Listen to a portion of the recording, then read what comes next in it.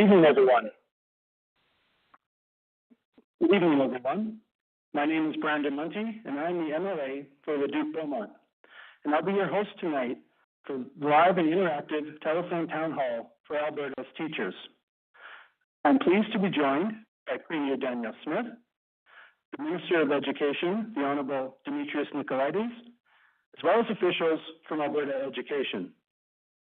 Before we hear from our speakers, let me start by explaining how tonight's information session will work. Each of you registered to join tonight's session, and I want to start by thanking you for your participation. You can ask a question at any time by pressing *3 on your phone, and you'll be connected to an operator. If you don't feel comfortable sharing your question live, you can tell the operator that you'd like to have your question read out for you. Please be sure to let us know the school authority you work for. And remember, please use *3 to ask a question. Now, I'd like to welcome Premier Smith to share a few opening remarks, followed by Minister Nicolaides. Great. Thank you so much, MLA Lunty, and thanks everyone for joining us this afternoon. I know that the school day has only recently ended, so I'm just very grateful that you found the time to speak with me, as well as Minister of Education Demetrios Nicolaides. We are excited to share with you our next steps that we're taking to address enrollment pressures that we know you're facing in your classrooms. And I know that your dedication to your students extends far beyond the classroom, so I appreciate the incredible work that you do every day. Classrooms are what we're specifically speaking about today, and again, specifically the critical needs for more spaces for students as a result of Alberta's unprecedented population growth. We had over 204,000 people join us in 2023, and of course, many of those individuals had young families, and you've seen it in every classroom. It's created a surge in student population, something our schools and our school boards haven't been able to keep up with. I know that teachers have had to be very flexible and creative in accommodating the influx of new students, but we also know the only solution is to create more spaces for students in our K-12 system and to start that now and accelerate what we had already been doing. So with our School Construction Accelerator program, that is what we announced, and that's what we will be doing. The new program will accelerate not only the building of new schools, but also the modernization of schools that Albertans need, while also funding specialized modular classrooms to help fill the gap while the construction progresses over the next few years. I know you have lots of questions, so I don't want to take too much more time. We look forward to answering them, but before we get to that, I'll just hand it over quickly to Minister of Education Demetrios Nicolaides. Minister. Well, thank you, Premier, and hello, everyone, and thank you so much for joining us today. I really look forward to our discussion. As Premier noted, we're here today to take your questions about the School Construction Accelerator program, which is our commitment to deliver more than 200,000 new and modernized spaces to communities across our province. I'm confident that this new program will help us keep up with the province's historic student enrollment growth by building and modernizing schools where they're needed the most. For those of you who missed our announcement earlier today, I'll provide a quick rundown of our plans and then happy to take your questions. First and foremost, we plan to create new student spaces by announcing up to 30 new schools in each of the next 3 budgets. And we'll also create 20,000 new spaces over the short term by expanding the modular classroom program. While the School Construction Accelerator program will create more student spaces, it will also focus on upgrading existing spaces. So in each of the next 3 years, 5 to 8 modernization or replacement schools will be approved per year. In addition, changes to our funding process will also speed up the construction of new schools. So from now on, funding for projects that are ready to proceed to the next stage can do so in year without having to wait for the next budget cycle. I'm confident this new program will help us keep up with the historic student enrollment growth in Alberta. As always, our primary goal is to make sure that schools are fully supported so that they continue to deliver a world-class education for our students. With that, happy to begin our conversation and take your questions. Thanks again for joining. All right, thank you both for those opening remarks. For those of you who may have just connected to the call, welcome to tonight's information session for Alberta teachers. If you'd like to join the conversation at any time during the information session, please press *3 on your phone and you'll be entered into the queue. So let's jump right in with our first question. Chelsea from the Calgary Board of Education asks, when will the new schools be announced? Minister, why don't Well, you I'm take happy that, to because I know that you've already accelerated the through the phases 10 schools as of today, and 6 of them are already into construction, but I'll leave that to you to answer. Yeah, of course, happy to, Premier. As you've noted, Premier, in addition to our announcement today and yesterday of our $8.6 billion commitment to build more schools across the province, we've also been able to move 10 projects forward, including 6 into full construction. As I mentioned a moment ago, a key component of this program will be our ability to move projects from one stage of approval to the next in a year. And moving these 10 projects forward is a demonstration of our changing process and our ability to do that. I believe 3 of the projects that are in that bundle of 10 are in Edmonton, I believe at the design phase, and 1 in Calgary at the planning phase.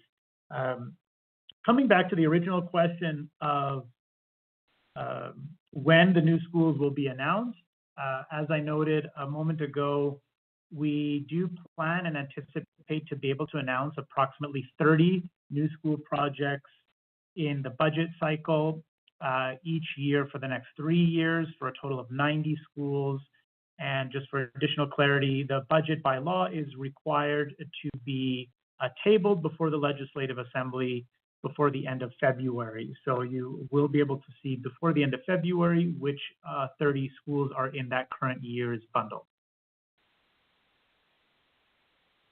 And if I may as well, I might just add that we heard from the Calgary Board of Education Chair, Patricia Bolger, today, as well as Edmonton Public, Julie Cuisick, that we're going to, they already have 13 and 12, I think respectively, shovel-ready projects. And that's one of the things that is going to be unique about this approach that we're taking, is that if we've got all of the permits in place, all of the approvals, the land is ready to go, and the school board has identified it as their top priority, then we'll be able to move very quickly through the different phases onto construction. So that's why we've been calling on municipalities as well to work with the school boards to ensure all those pieces are in place so there aren't any holdups, and it'll give us more flexibility to be announcing projects as they're ready to go. Sorry about that. Continue. All right, thank you, Premier. Aman from Edmonton Catholic asked, why don't we approve even more schools?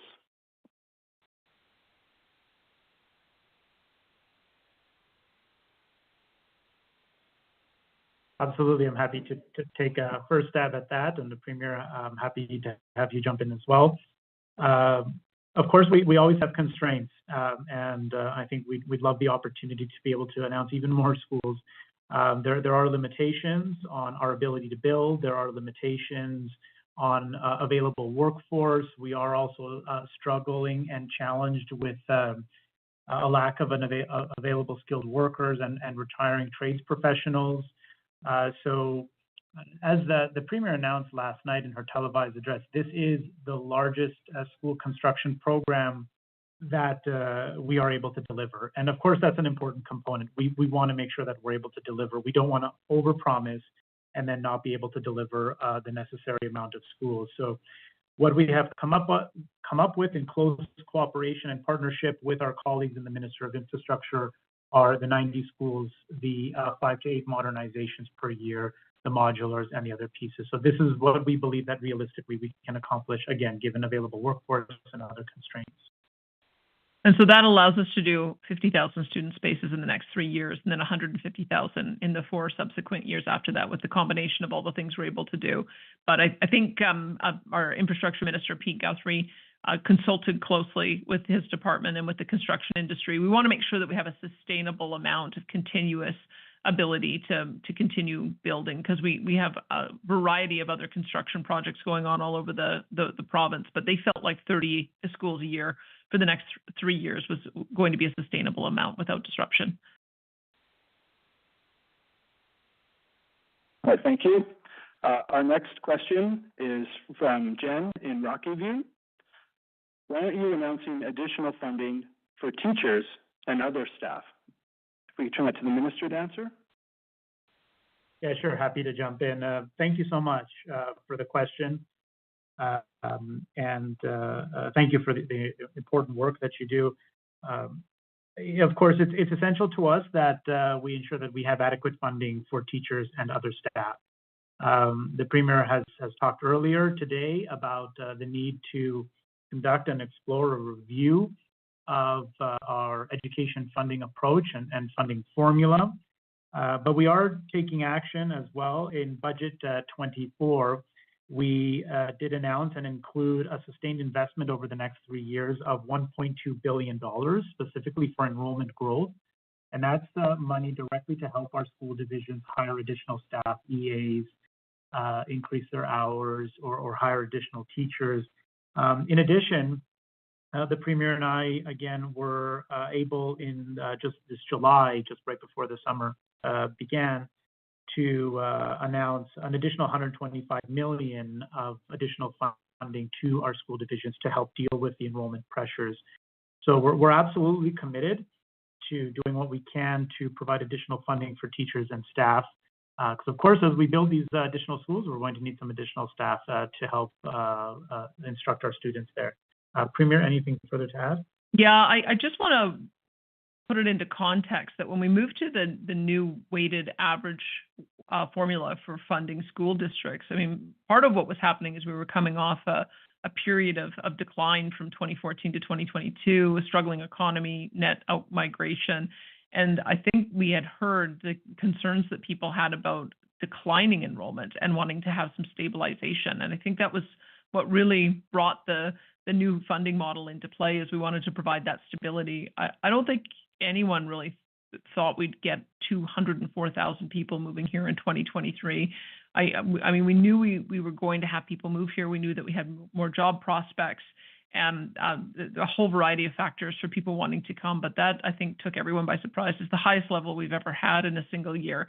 And so that's part of the reason why we put in these interim steps to try to bridge that gap. But I have asked the education minister to just give a little bit more thinking to how in the next budget we might be able to address this issue of continuing to provide stability for boards that might be having the declining enrollment growth, but also be able to be more flexible to provide the funds in a more rapid way for those who are facing the growth pressures. So there's more work to be done on that. Again, I think it was just that we were a bit taken by surprise by how many people came in 2023. And so we will continue to identify what those pressures are and offer some of the interim measures as we identify the pressures. But I think we have to do a little bit more work on what a new funding formula might look like for the budget next year. All right, thank you, Premier.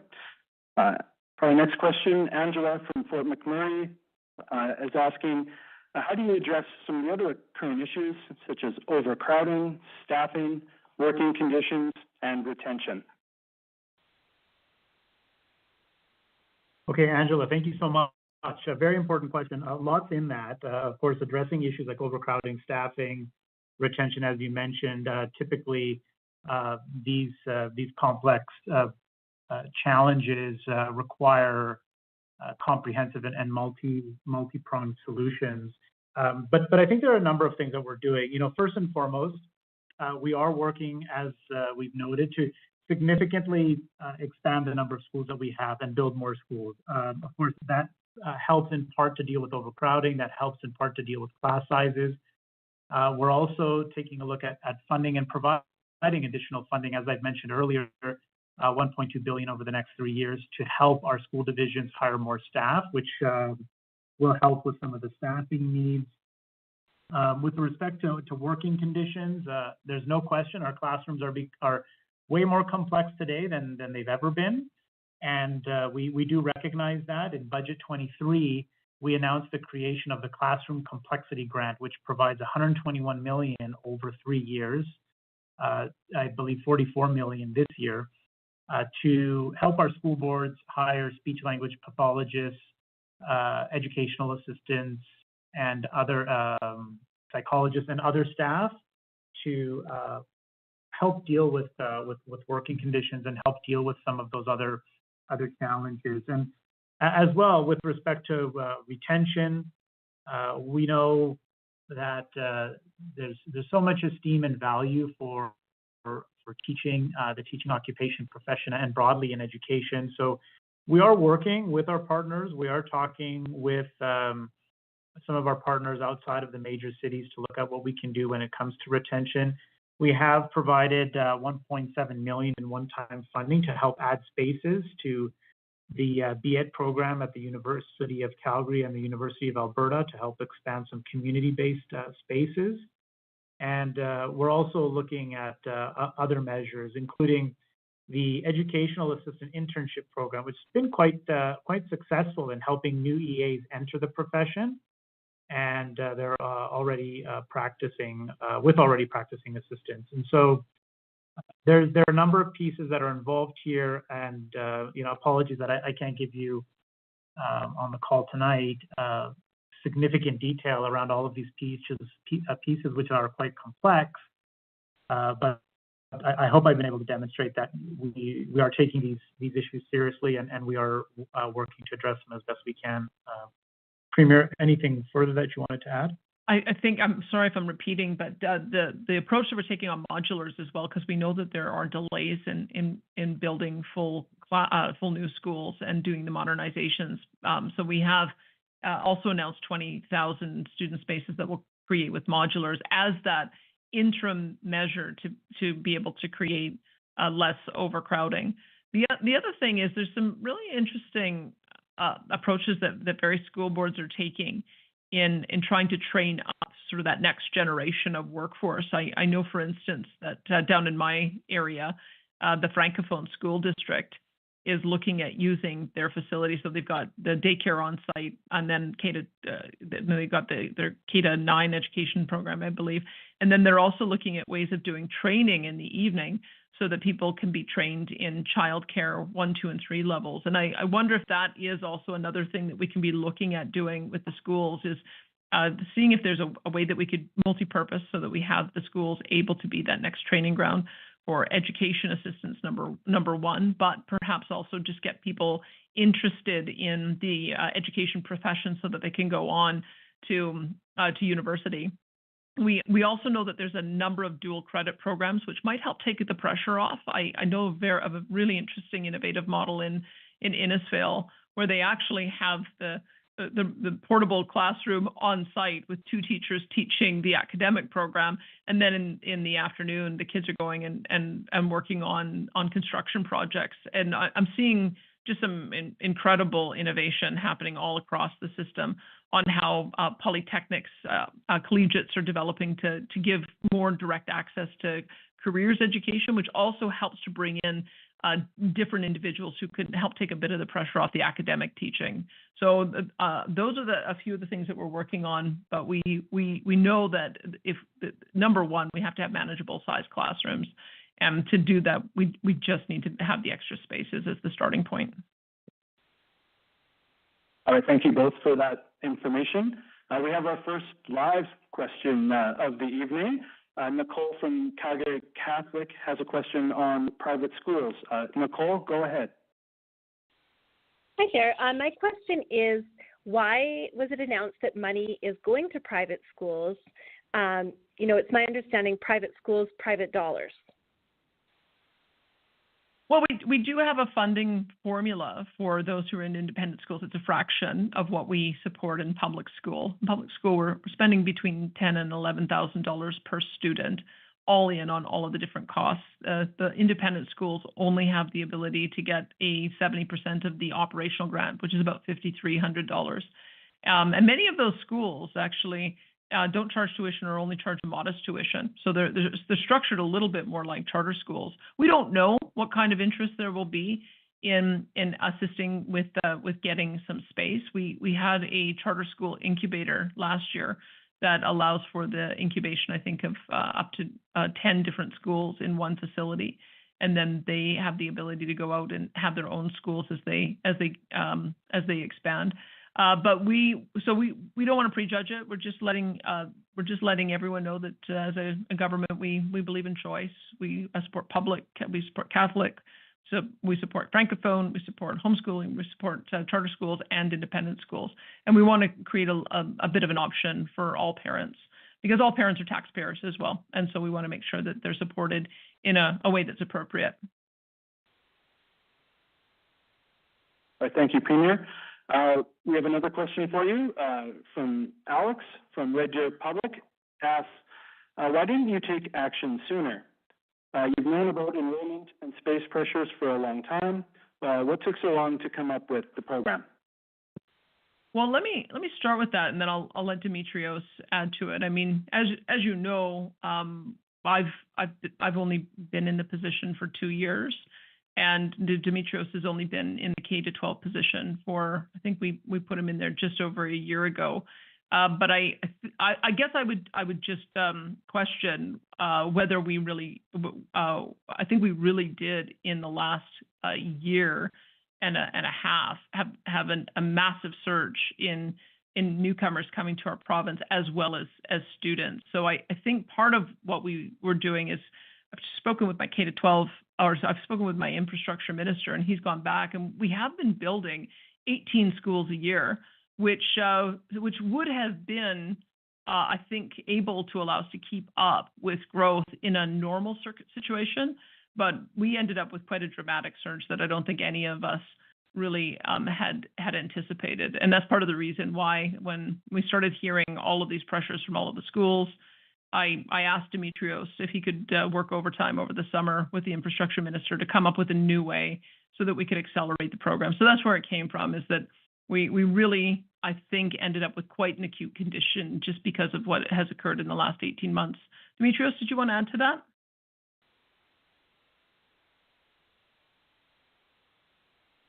Yes, thank you so much, Premier. I would like to add to that.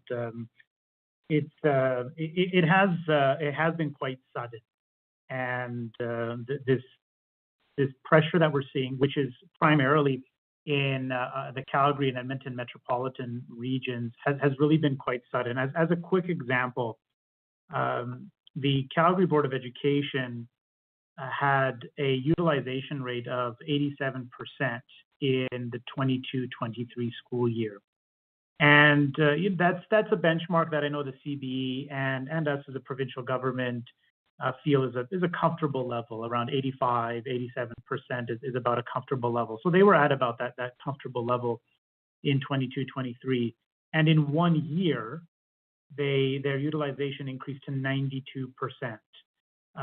And so they went from 87% in 22-23 to 92% in 23-24. This is quite dramatic, quite significant, and again, really concentrated towards our metropolitan regions. So we've recognized this, and we're taking action. In addition, in previous years, apart from further back from 2022, of course, we also had COVID, which was put a lot of questions around enrollment and what that would look like. And even coming out of COVID, in the regular school year that we had immediately following COVID, enrollment was flat. Enrollment growth was flat. So we went from this period of stagnation and flat enrollment to the highest levels of enrollment anybody has ever seen. So yes, it's quick. Yes, it's sudden. But we are going to work as quickly as we possibly can to make sure we get shovels in the ground and we get new schools built. All right, great. Thank you, Minister. And we have a live question for you. It'll be Lori from Peace River School Division with a question on funding. Lori, please go ahead.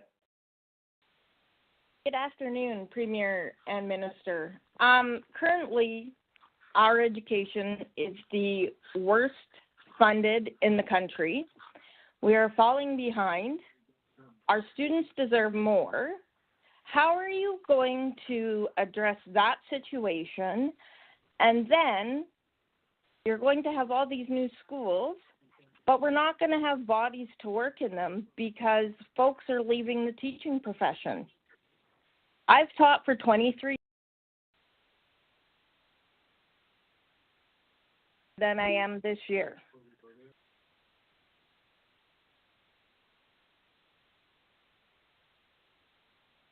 I think we might have lost Lori there, but I think she was asking about number of teachers and how we're going to be able to keep adding teachers to the ranks as we continue to grow.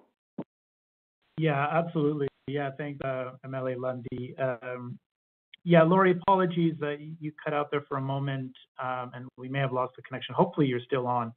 But a very important question. So one thing I do want to note is that over the past two budget cycles, both in Budget 24 and in Budget 23, we have made significant investments into our education system. And I know that there are some numbers floating around talking about Alberta's positioning against other provinces. I believe that information comes from StatsCan data, which is 2 to 3 years old, if not older. So it does not reflect a lot of the investments that have been made in Budget 23. It does not reflect a lot of the investments made in Budget 24.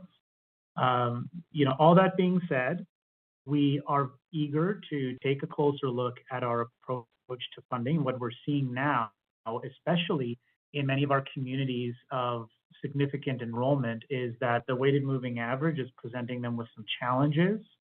And so the Premier has directed us to take a closer look at that and make sure our funding approach and model is able to accommodate school divisions who are seeing rapid enrollment growth.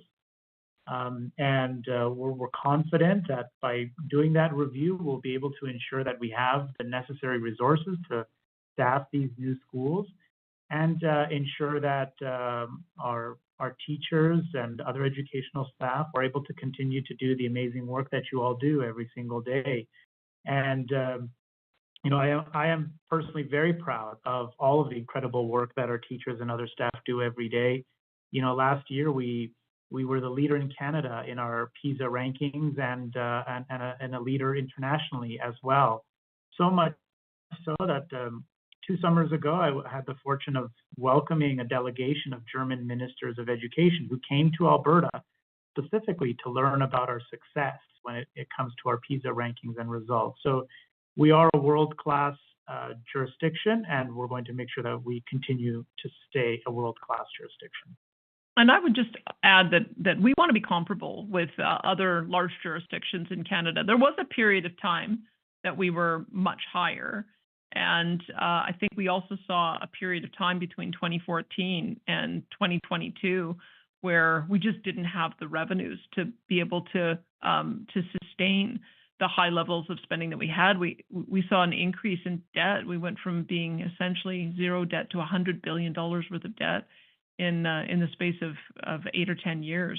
And so we have to make sure that we are matching our year-over-year expenditures with what's comparable in other provinces, but also with what we can afford from a year-over-year growth in revenue. So I think we're in a good place now, and that's why, especially as we now have returned to a period of higher enrollment growth, we have to make sure that we're looking at the formula to make sure that it's a lot more flexible.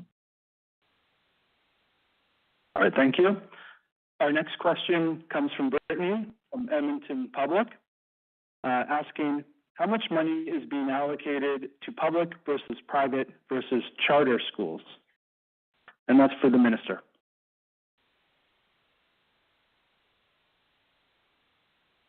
Yeah, absolutely. Yeah, thank you for the important question. The vast majority of the funding that we provide, and apologies, I'm assuming you mean just generally in terms of operating dollars, or I'm not sure if you meant specifically as it relates to this school construction accelerator program. But in both cases, the vast majority of the funding that we provide goes directly to our public and francophone school divisions. Our independent school partners only receive a fraction of the funding that public schools do, and the same goes for the school construction accelerator program. We're aiming to build 90 new schools. Those will go to our public, separate, and francophone school authorities. We're looking to expand or conduct about 5 to 8 modernizations per year. Those will go to those same 3 school divisions primarily. And also looking to add approximately 12,000 spaces to our charter providers. So out of the bundle of 200,000 spaces that we're looking to add from the School Construction Accelerator program, about a fraction of those, again, about 12,000 will go to our charter providers. So the vast majority of the funding that we distribute through the Ministry of Education in terms of operating dollars and schools that are built and schools that will be built under this new program will go to our public, separate, and francophone school authorities. Yeah, I think I've seen a number of studies on this before. I think 94% or so of parents send their children to a publicly funded or public school, either public or separate or francophone school. And so that means there's about 6% that send to one of the alternative options. And that's how we break down roughly the support on operating grants, as well as break down the support on this program. If you do the math on about 12,500 charter spaces out of the total 200,000, it's about 6%. So, and we don't have any requests in at the moment for any support on private schools. Private schools do tend to raise their own money and build privately, so that we might not get any, but we did want to at least provide that option so that we can see if there is any interest in pursuing some kind of partnership there. All right, thank you. Our next question comes from Wendy from E2 Society. Will there be opportunities for existing designated special education private schools to expand into new spaces? And we'll turn that over to the minister first. Sure, Wendy, just to confirm, I think you were asking if there's opportunity for special education private schools to expand into new spaces. The short answer is quite possibly. And sorry, don't mean to sound like a politician and be cagey, but the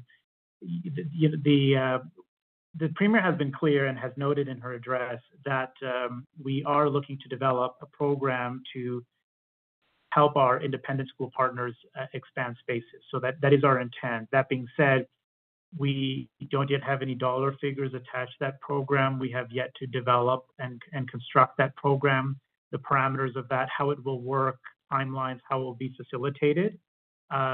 So we are committed to looking at an approach and a program to help some of our independent partners expand spaces. Exactly who, when, how much, and by how many spaces. So apologies for the mixed answer there, but something that we.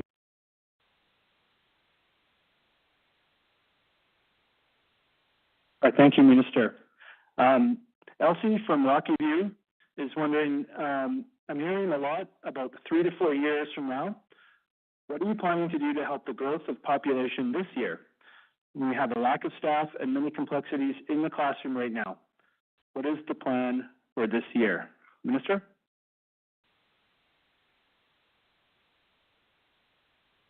Of course, thank you for the question, MLA Lundy. And thank you for the important question. Yes, obviously, when we're talking about the construction of these new schools, that can indeed be several years away, and oftentimes implementing solutions to some of our complex challenges can take a few years. But to answer your question, what are we doing right now? What are we doing this year? So there's a number of things that we're doing. First and foremost, this year we've provided $44 million in funding to our school boards for them to hire, as I mentioned earlier, psychologists, speech language pathologists, EAs, and other specialized support staff, primarily to help deal with the growing complexity that we see in the classroom. Secondly, we're also providing increased operating funding, general base operating funding. We did that in July, whereby we announced $125 million in increased operating funding. And of course, that's to the discretion of our school jurisdictions. That increase to the base rates that we announced in July affected all grants. So that includes PUF, that includes grants for students with English as an additional language, other specialized program, and again, base operating. And in addition, one of the other things that we're doing immediately, because you're absolutely right, Now, we can't wait 3-4 years for solutions. We need to take steps now. So one of the things that we're doing, and it is a short-term solution, I completely recognize, and won't fix everything overnight, but we're working to increase the number of modulars that we have available. We announced funding for 100 new modulars that will be delivered by the end of this year. Again, that's not a permanent fix, but it's something that we can do right now to help alleviate and reduce some of the pressure. Premier, anything further to add there? You know it so well, Minister. So I think you answered thoroughly. All I do know is that when we identify pressures, or the ASBA or the school trustees identify pressures to us, that causes us to come back, go through a process where we try to identify ways of giving targeted support. So in addition to the targeted support measures that the minister has talked about, we've also developed mental health supports also, because we know that with the kids having gone through a difficult time in the last few years, that's also putting additional complexity and pressures on classrooms. And so if we can identify and perhaps you can forward that on to the Teachers Association or even onto the school trustees, if there are particular types of funding programs that would make a big difference. We've tried to be responsive to the things that we've heard, which is why when you heard the minister talking about the different additional elements of funding that we've been given, we're prepared to do more of that so that we can address the pressure points. All right, thank you both. Minister, Derek from the Lethbridge School Division asks, how will you address classroom sizes? Derek, thanks so much for the important question. I would say two key components that are involved in reducing classroom sizes and addressing class sizes. First and foremost, we need to build more spaces and then build more schools. You physically need spaces to put the students in order to reduce class sizes. If you physically don't have the spaces, not much you can do about class sizes. I don't know, you can throw as much money, I think, as you want, but you won't be able to really effectively address the issue without building more schools and creating more spaces. And as you've heard, of course, today and yesterday, we're planning to do precisely that.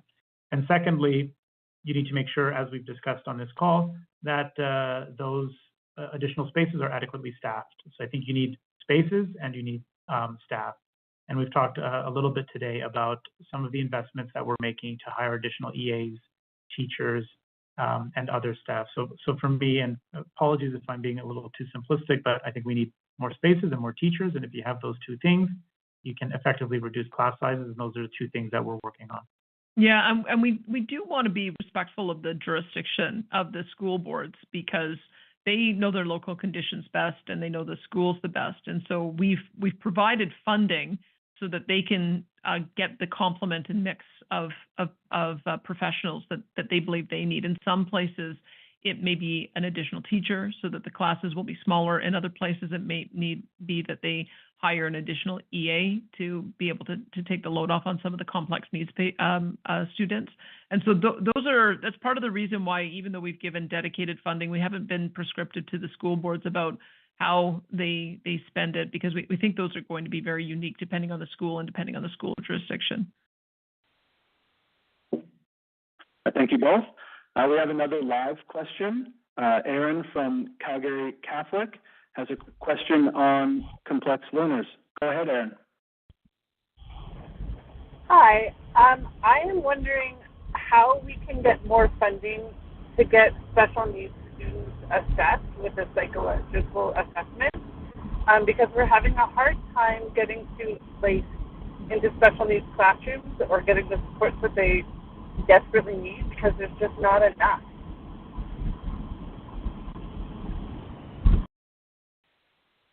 Yeah, thank you. Thank you so much for the important question. Looking at this issue, one of the things that I've heard is there can often be a challenge in finding adequate psychologists who have the necessary skill set, training, and expertise to conduct the psych ed assessments and help provide that, and then subsequently provide that specialized learning and support needs that's required. I mentioned earlier about our additional investment through the Classroom Complexity Grant, which is designed and oriented to specifically help our school boards hire more psychologists and other types of support staff. So we know that our school boards are taking full advantage of that funding. Happy to continue to look at that, of course, and review the effectiveness of the Classroom Complexity Program. But I have heard as well, anecdotally, that there cannot sometimes be a challenge locating psychologists that have the necessary credentials to carry out these assessments. So we are looking at both of those pieces. I understand firsthand the importance of these assessments. My daughter's had one as well. And so we know that there's a lot of opportunity that it can provide for students, families, and for schools as well, and their teachers to be able to support them best. And I'll take that away also because, as you know, we're working on creating a bit more of a refocusing in the healthcare system. One of the divisions under mental health and addiction that we've created is for Recovery Alberta, and they have an entire stream of support that we give to young people, both in classroom as well as in an inpatient kind of environment for severe mental health, and it's mostly mental health at that age, although there may be some addiction issues. We also, through SCSS, that's the program that we have to do support for more adults, those who require AISH or PDD support. And so I can maybe take it away with those two ministers and see if between the three departments we can come up with an avenue to create other ways for people to get the psychological testing. It could be that the demand is so high in some of the larger boards that the personnel are getting overwhelmed. It could be that in the smaller boards, there just aren't as many personnel available. So it may be just a bit of a gap that perhaps we can try to find some creative ways to be able to fill. So I'll take that away and see if we can come up with some solutions. Okay. Thank you. Minister, we have a question for you from Ian from CBE. Is there any possibility of changing the timelines for grade 1 testing?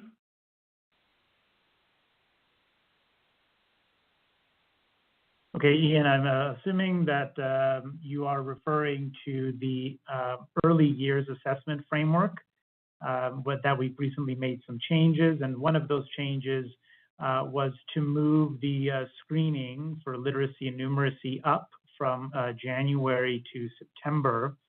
Is there any possibility of changing the timeline? We're interested to see how this year goes. And and if there's a necessity to make modifications in the future, happy to look at that. Our primary rationale in moving the assessments forward from January to September is for the primary reason of helping students receive additional support if they need it. Obviously, I think we can all understand if we only implement the screeners in January, half the year is already over.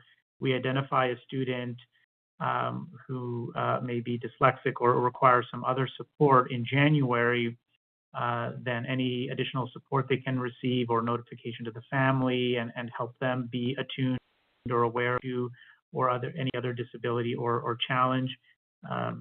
We have lost a significant amount of time. So we want to put the screeners in place as early as possible. Again, if it's a matter of a hard deadline of September or halfway through October, I'm sure we can look at that. But we want to make sure they're done early in the year so that any areas of challenge are identified as early as possible, so that we can give that student and that child every possible support at the earliest possible opportunity. That's our motivation here. But again, happy to look at finessing timelines if we need to. Premier, anything to add there? Only that I think that with good reason, the school system has moved away from failing students. I think most kids get advanced so that they can stay with the other peers in the grade level. But we don't want to have kids advance without having those foundational skills, or if they don't have the foundational skills, without some strategy for how we can help catch them up.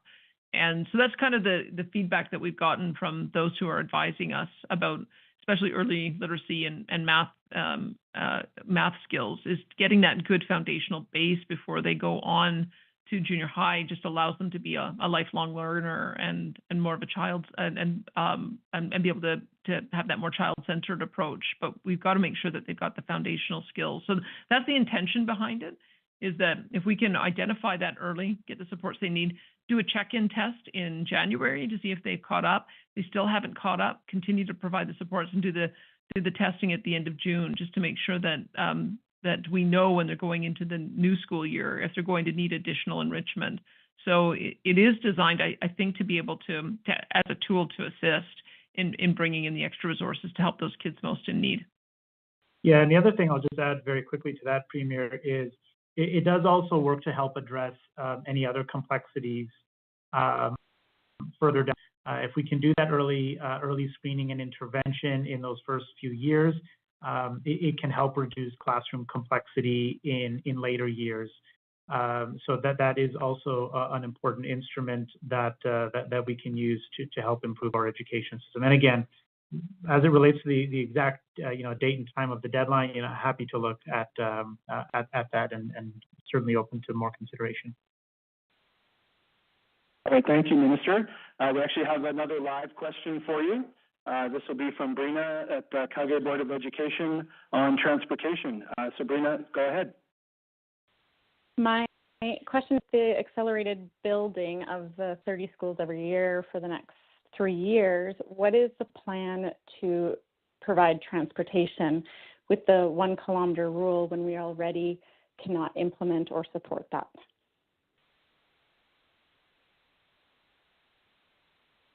Well, maybe I'll just jump in and then you can correct me if I say anything incorrect, Minister. We have heard from a number of school jurisdictions that the move from, I think we were at 2.4 kilometers and we're now down to 1, that may have been a bit too much of a change, and they're having a difficult time being able to recruit enough drivers in order to make that work. So we looked at other jurisdictions to see what the norm is, and I believe the average or the typical amount is more in the 1.4 to 1.6 kilometers. So we are contemplating, we haven't made a decision yet, but we are contemplating if we need to just extend that a little bit to make it easier for school boards to be able to adjust and to be able to hire the personnel that they need. But that is always the case, that once you build a new school, then you need less busing because you'll have more kids close to home. But in the meantime, you have to be able to support the busing until that new school is built. So that's what we're hoping will happen, is that by building more of these schools in an accelerated rate, then as one of our school trustees said today, how delightful it would be that they won't have to worry about saying no to somebody who happens to be in the catchment area because they're full. We want to be able to have the right size school in the right place so that kids can going to school with the peers that they're playing with in the community, and that it can reduce the pressure on transportation and busing. Minister?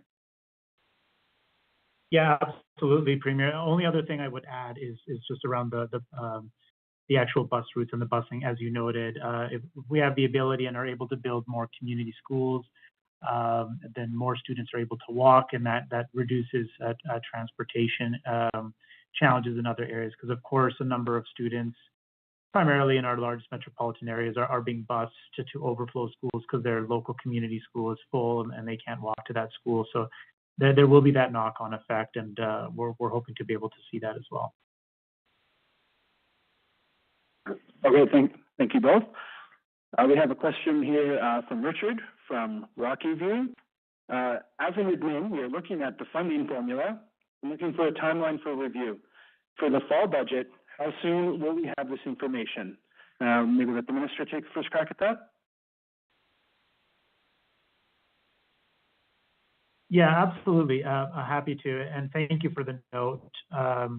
We don't have a firm timeline as it relates to the review. Of course, we will very, very soon here enter into some substantive conversations as we look to the development of Budget 25. As I noted earlier, the budget must be tabled before the Legislative Assembly before the end of February.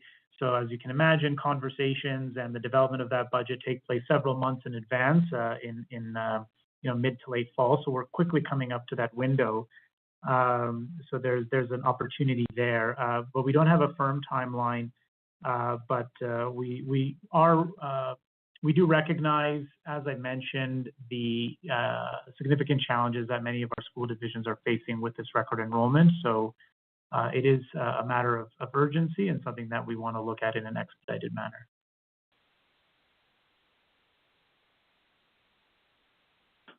All right, thank you, Minister. We have another question here from Amy from Edmonton Public. As a parent and teacher, I'm pleased to hear we're streamlining getting new schools. What can we do tomorrow to improve learning conditions for our children? Well, I think one of the things that we can do tomorrow to help improve learning conditions is to expedite, as we are, the delivery of these 100 new modulars that we've ordered. Again, some of these will begin to arrive in the coming weeks, and we aim to have those 100 modulars in place by the end of the calendar year. Again, that won't fix everything, but it'll help alleviate pressure, and that can make, again, there's cascading impacts. If we can add more modulars to a community of high need, that can then help expand capacity, reduce the need for students to be transported to other neighboring schools, and that can increase transportation routes in other areas. So there's always that knock-on effect. And these are things that we can do now, in addition to the $125 million of new funding for our school divisions that we announced in July. Those dollars are going out the door as we speak, which will, again, allow our school boards to make decisions, hire more staff, other professionals today, tomorrow, next week, and help make some meaningful changes in classrooms. Yeah, and it wasn't, we already had, I think, 150 modulars that we'd distributed in the last school year, and that wasn't enough. We had a huge demand. So we had to source out a new supplier of modulars, which is, I think, part of the reason why we announced that over the summer, is to let people know that relief was on the way. And that's also the reason why we have this parallel process where not only are we accelerating the school construction, but also planning on rolling out 20,000 of the student spaces in modulars to be able to create that immediate impact until the new schools can be completely built. All right, thank you both. We have a question here from Jeff with the Calgary Board of Education.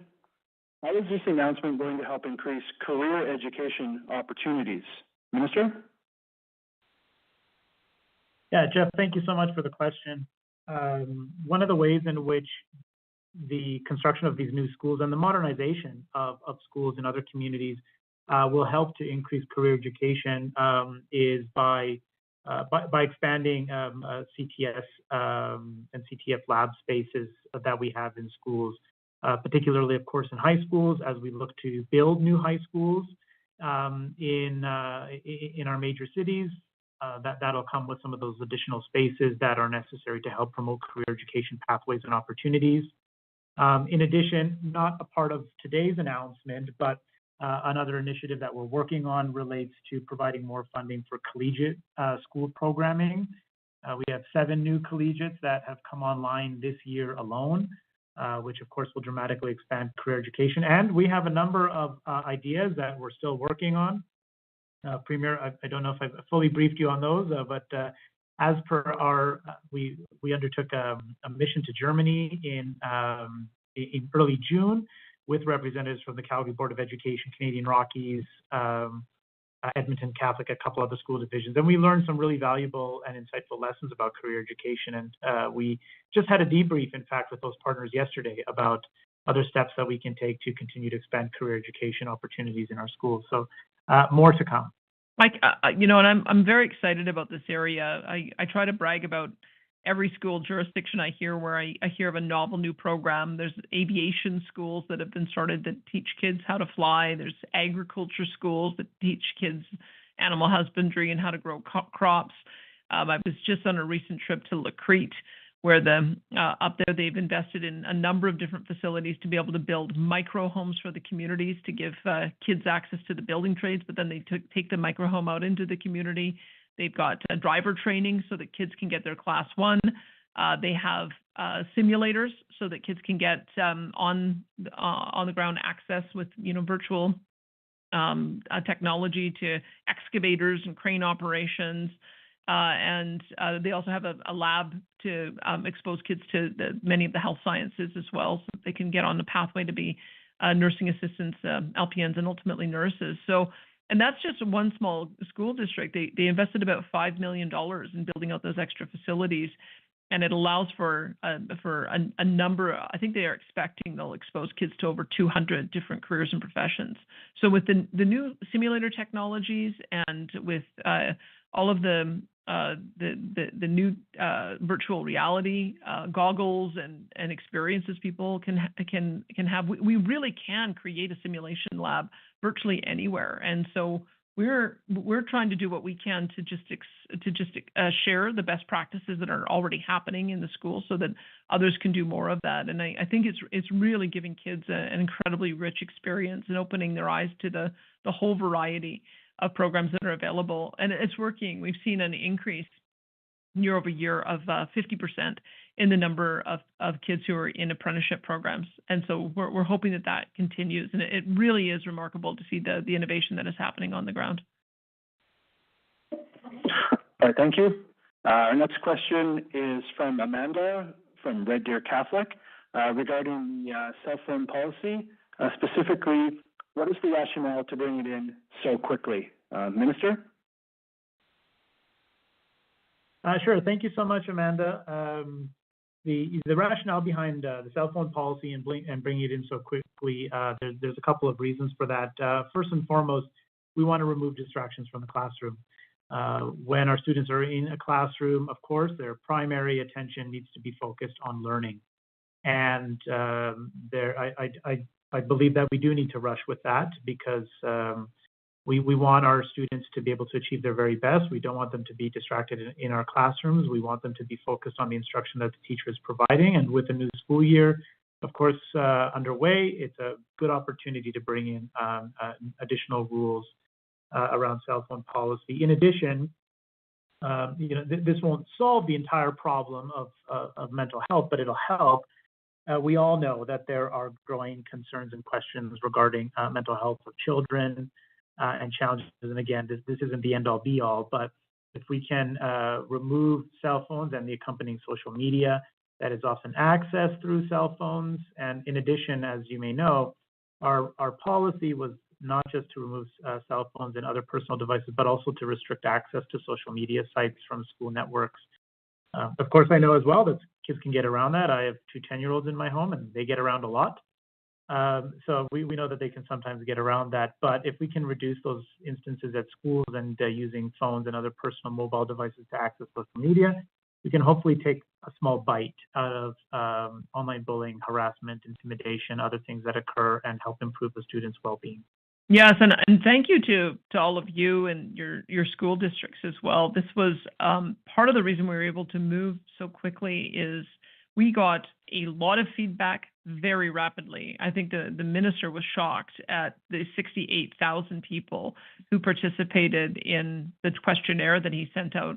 I believe that it beats every other consultation that we've done by almost threefold, and it came in very quickly. I think in a matter of a month.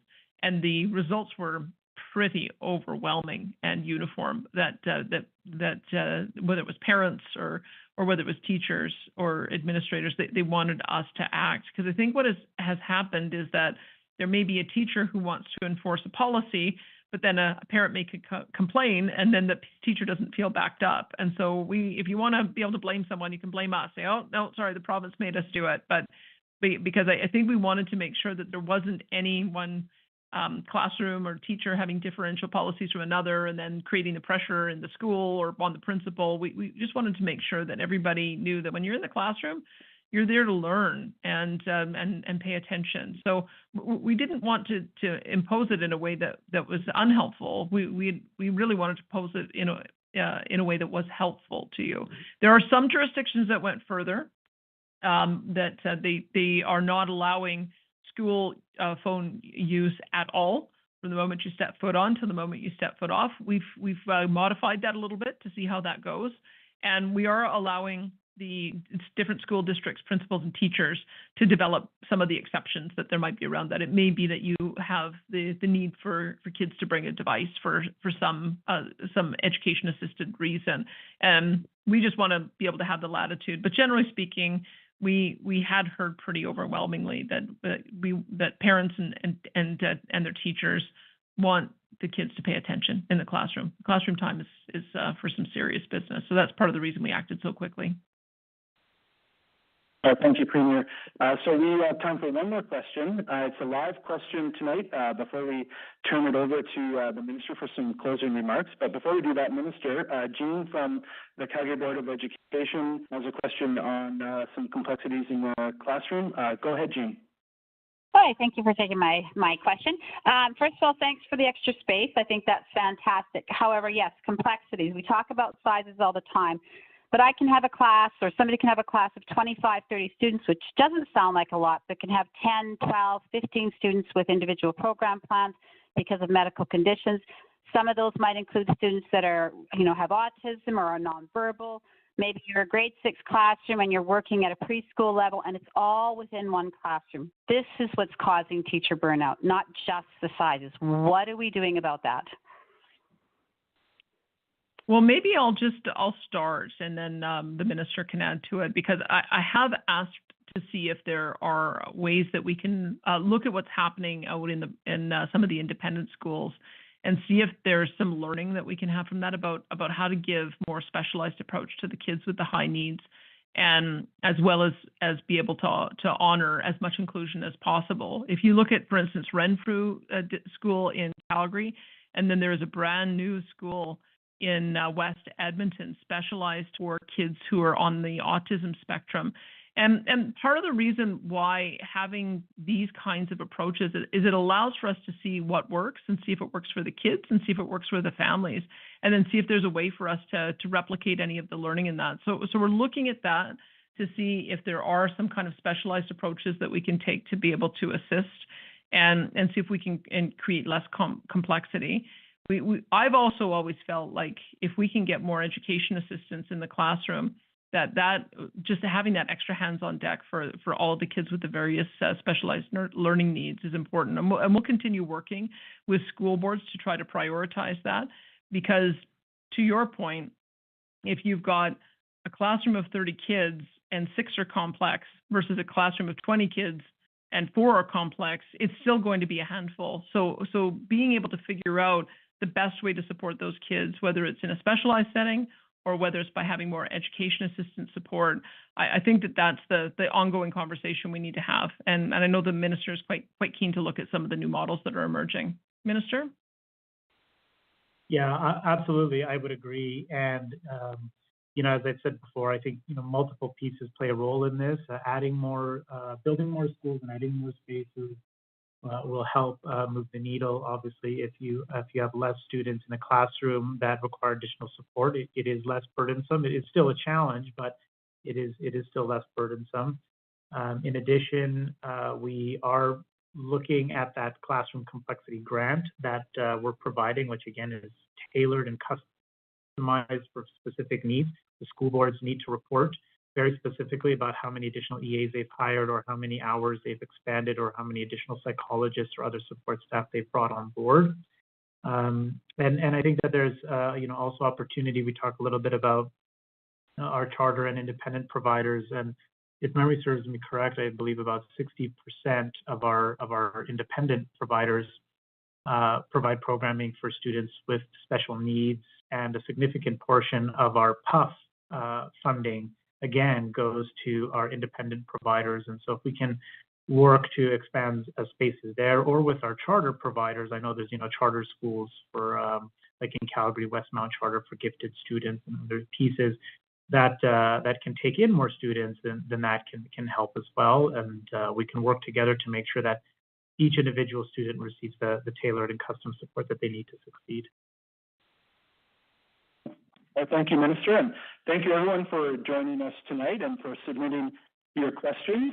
I would now like to turn it back over to Minister Nicolaides for some closing remarks. Well, thank you so much, MLA Lundy, and of course, I'll happily turn things over to the Premier as well if you wanted to provide any additional closing remarks, Premier.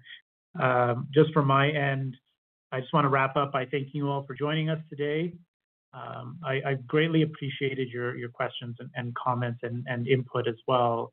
I hope you did take away from today's call, and I hope you do know that our government is indeed committed to providing a world-class education for our kids and for every Alberta student. I'm confident that through investments like that we're making through the School Construction Accelerator Program, we can do just that. And as always, our ultimate goal is to make a positive and impactful change to our education system based on the conversations that we have with parents, teachers, and other frontline education staff. So again, thank you so much. Your contributions, your insights, and your questions are truly helping to make a difference. Again, thank you all very much. Have a great night from my end. Premier, if there's anything further you'd like to add. Sure, I'll just be very quick. I hope that you found this a useful conversation. We found it absolutely valuable, and thank you for your honest feedback about pressure points and areas that we need to continue having a look at. Minister Nicolaides came from the Advanced Education Department before coming here, so I think he's got a really good line of sight in the entire continuum of education. And I know as we're rolling out the curriculum that we're trying to do that in a way that allows for us to have the new materials available for you, but in a way that allows us to pilot and make sure that we're identifying issues that are problematic along the way. We didn't want to overwhelm you, so we did hear that feedback, and I hope that the pace that we're rolling it out is one that is going to be manageable for you. The school the spaces is one aspect. The specialty grants that we have given to identify pressure points is another. But do know that we think we do need to take another look at the funding formula to see how we can better manage when we do have these kinds of surges in population, so that there isn't a mismatch. And thank you for the work that you do. It has not been easy for the last number of years, and I know that because of the disruption in a lot of the in-class programming, you're dealing with a whole variety of additional issues with kids and socialization and mental health issues and anxiety. So that just layers on all the additional complexity. So our gratitude to you for managing through some very, very difficult times and being able to get such tremendous results with the students. So just a thank you to you, and just know that we're going to continue working on identifying the issues that you raise and how we can solve them. All right, thank you, Premier. That concludes tonight's telephone town hall. Thank you all for your participation, and have a good evening.